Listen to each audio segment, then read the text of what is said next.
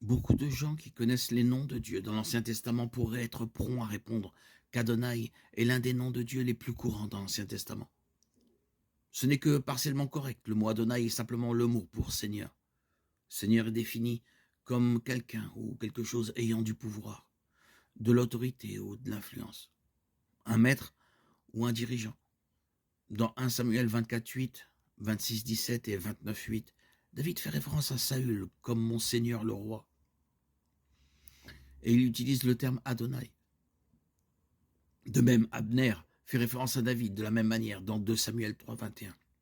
Et cela se retrouve tout au long du livre de 2 Samuel, comme une référence à David.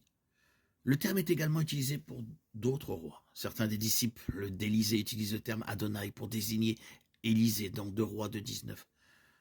Comme on peut le voir par son utilisation dans tout l'Ancien Testament, Adonai est simplement un terme de respect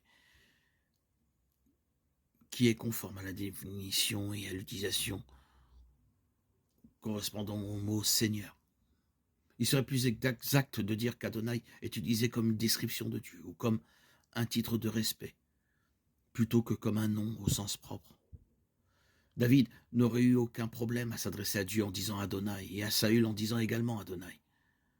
Personne n'aurait été induit en erreur par cela, tout comme personne aujourd'hui ne pense que se référer au poète anglais comme Lord Byron lui attribue une divinité.